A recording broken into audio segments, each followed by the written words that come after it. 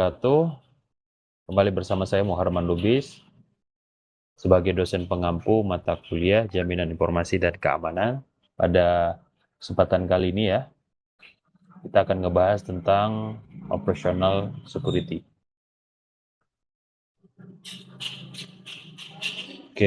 Operational security itu adalah suatu manajemen ya keamanan dan juga risiko yang berusaha ya atau tindakan-tindakan yang berusaha untuk mencegah ya informasi-informasi sensitif itu sampai ya ke tangan yang salah ya atau ke pihak yang tidak memiliki hak ya atau unauthorized. Nah, proses dari manajemen risiko itu mendukung manajer untuk melihat ya operation dari perspektif of an adversary ya. Di mana ini bertujuan ya untuk melindungi informasi yang sensitif daripada jatuh ke tangan yang salah.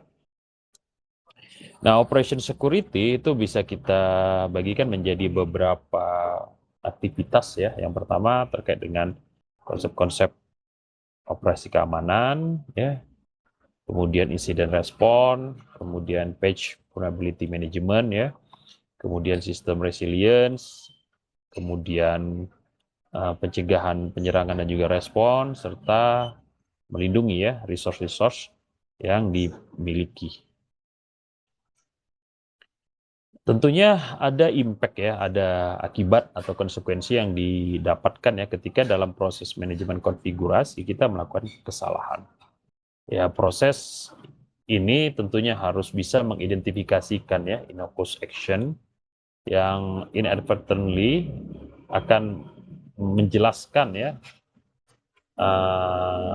ya critical atau sensitive data. Ya. Jadi misconfiguration ini pada akhirnya seringkali dieksploitasi ya oleh pihak-pihak yang bertanggung jawab untuk mereveal data-data yang sensitif ataupun data yang kritikal. Jadi harus ada mekanisme ya untuk menstandarisasikan ya konfigurasi-konfigurasi yang ada pada perlengkapan ataupun teknologi informasi yang kita miliki. Nah, impact misconfiguration ini bisa kecil ataupun tidak ada efek ataupun bahkan katastrofik ya. Dan ini tentunya benar dalam case accidental misconfiguration. Nah, ini yang seringkali menjadi permasalahan ya tanpa sadar ya. Seperti misalnya kelupaan untuk merubah default password ya, perubahan untuk mengaktifkan ya perlindungan, sensor, alarm dan sebagainya. Jadi ini menjadi masalah yang paling krusial ya.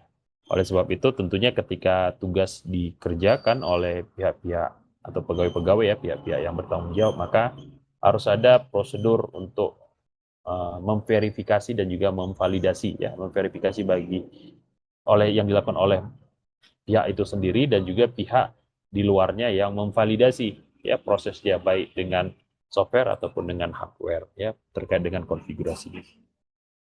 Dan yang lebih fatal adalah ketika misconfiguration itu terjadi secara deliberate ya, disengaja. Dan ini akan memunculkan masalah di kemudian hari ya, dan tentunya bagi mereka yang terbukti secara sengaja ya, dan mungkin bisa dilihat dari berulang-ulangnya hal tersebut terjadi ya pada tempat yang sama misalnya atau pada kondisi yang sama.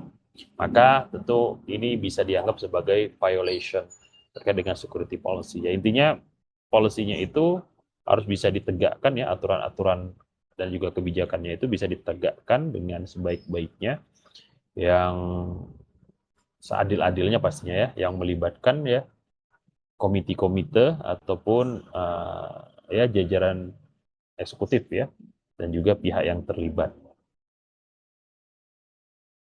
Nah, 5 langkah ya dalam operation security itu tentu harus dilakukan ya. Yang pertama, kita mengidentifikasikan data-data yang sensitif ya terkait dengan intellectual property ya, financial statement, customer information. Kemudian kita mengidentifikasi kira-kira apa nih kemungkinan-kemungkinan ancamannya. Kemudian kita menganalisa kelemahan-kelemahan security-nya dan juga kerentanan-kerentanan ya yang bisa terjadi. Kemudian kita lihat level ataupun tingkatannya, yang ini pasti terkait ya atau diasosiasikan dengan kerentanan tadi ya. Tidak ada hubungannya di sini ya. Kemungkinan ini serangan ini berapa kali ya terjadi dalam sebulan, kemudian dampaknya atau impactnya itu besar atau tidak ya. Kemudian kita sesuaikan dengan budget ya, dengan kemampuan ya yang dimiliki ya, oleh organisasi dan juga perusahaan. Dan yang terakhir setelah itu kita coba countermeasure-nya apa ya, atau strategi untuk mengantisipasi ataupun menghadapi ya resiko-resiko ini. Tentunya ada hal-hal yang sangat kritikal ya dalam operational security, yaitu arsitektur ya yang di set in place ya ataupun algoritma. Dan ini terkait dengan spesifikasi formal. Ya seperti misalnya kriptografinya itu bagaimana ya, perlindungan datanya juga bagaimana ya, standar keamanan yang digunakan apa, terus kemudian dasar bangunan ya atau lokasinya ada di mana ya, ini menjadi hal yang paling krusial. Terus kemudian implementasinya bagaimana ya? Bagaimana ya algoritma tadi ataupun standar tadi itu diterapkan? Ya, apakah memang secara berkala dimonitor ya? Apakah secara berkala di-maintain? Berapa banyak korektif kontrol yang terjadi ya? Jadi bisa dilihat ya, ada kontrolnya tidak gitu, ada yang mengendalikan tidak, ada yang bertanggung jawab tidak ya. Baik dari sisi personel ya, baik dari sisi operasional, baik dari sisi teknologi informasi yang terlibat ya, dan juga baik ya terkait dengan perlindungan secara fisik. Baru yang terakhir adalah operation thereof, di mana ini ya terkait dengan masalah operator ya, seperti memilih weak password dalam router ataupun workstation, ataupun secara tidak sengaja membuka ya, ataupun memberikan ya share key. Sebagai contoh, configuration dapat dikirim ke untrusted third party ya tanpa disengaja ataupun dengan sengaja. Nah, harus dipertimbangkan atau menjadi catatan bahwa tentunya komponen-komponen ini tidak spesifik ke jaringan ataupun komputer. Physical security punya hal yang fundamental ya, 3 hal yang fundamental dari hal ini ya, dan ini memang akan melibatkan security juga dari sisi fisiknya ya, baik dari kemampuan untuk skalabilitas ya, kemampuan untuk quality of service, dan ini memang terkait dengan physical. Tapi di satu sisi operasionalnya itu ya terkait dengan pemanfaatan dari teknologi informasinya gitu. Jadi ini sesungguhnya operasional ini adalah yang menjembatani 3 fundamental property yang sebelumnya ya, yaitu personel, human-nya, teknologi informasi itu sebagai device-nya, perangkatnya, dan yang terakhir physical security sebagai lokasinya ataupun tempat domain ya, domain dia berlindung.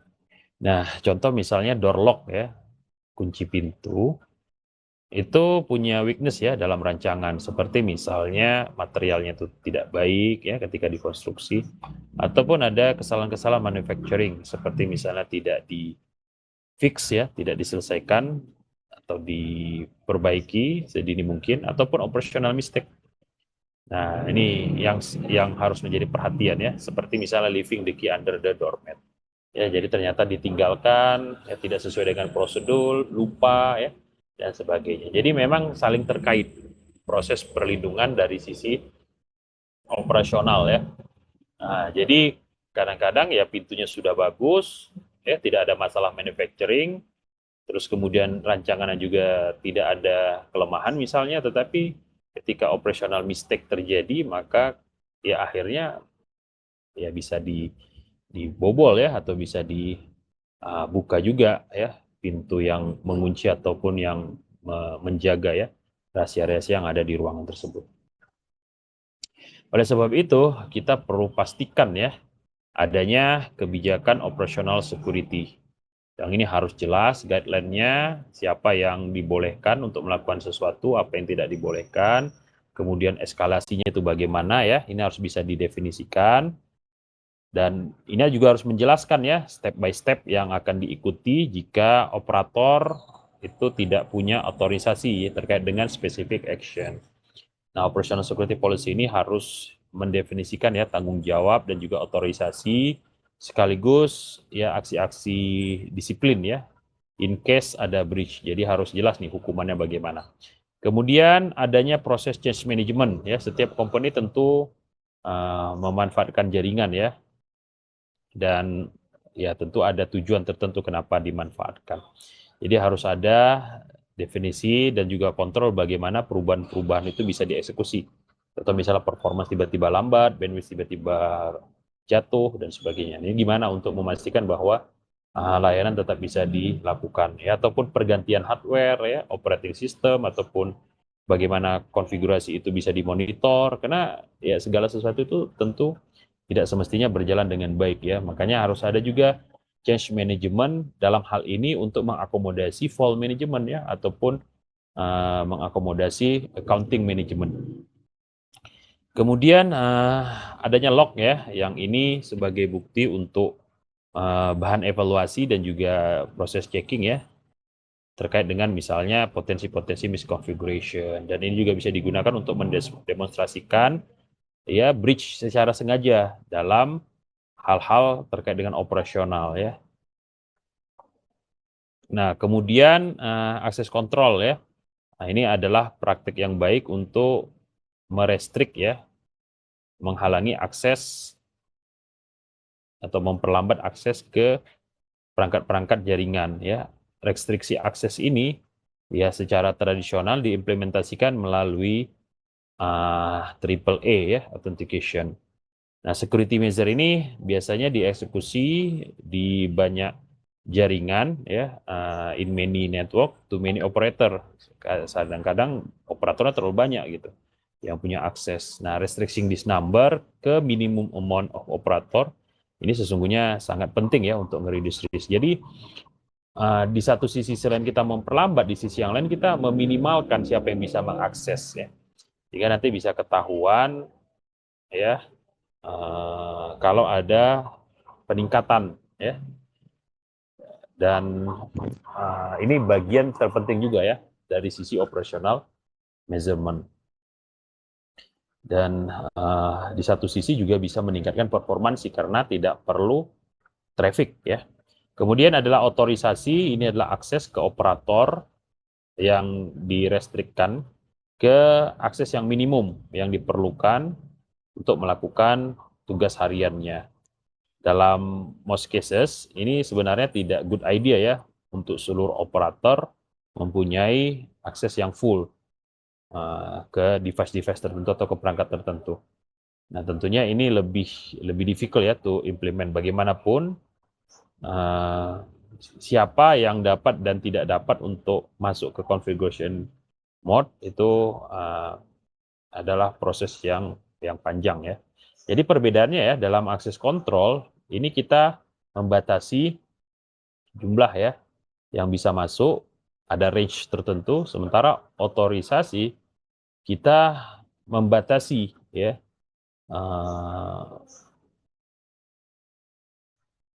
jenis-jenis ya orang-orang yang misalnya memiliki akses ke configuration ya.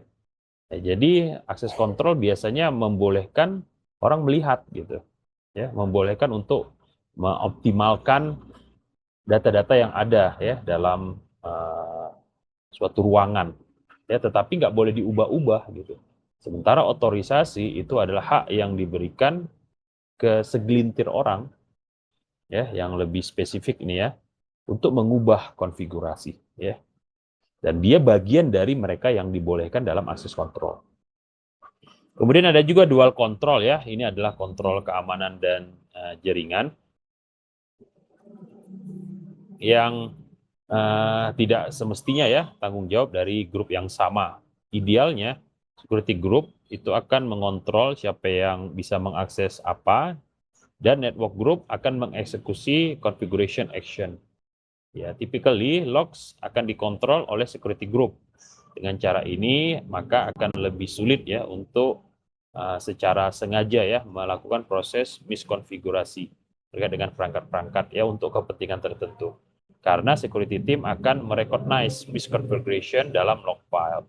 Jadi ada dua pihak ya, satu yang mengeksekusi, satu yang mengontrol atau memonitor ya. Nah, sekarang yang pertanyaannya yang memonitor, mereka yang memonitor itu siapa? Nah, ini juga harus jadi perhatian ya. Tentu ini bisa dilakukan dengan melibatkan ya pihak atas ya, di mana pihak atas akan memastikan bahwa security group itu telah menjalankan perannya dengan sebaik mungkin ya.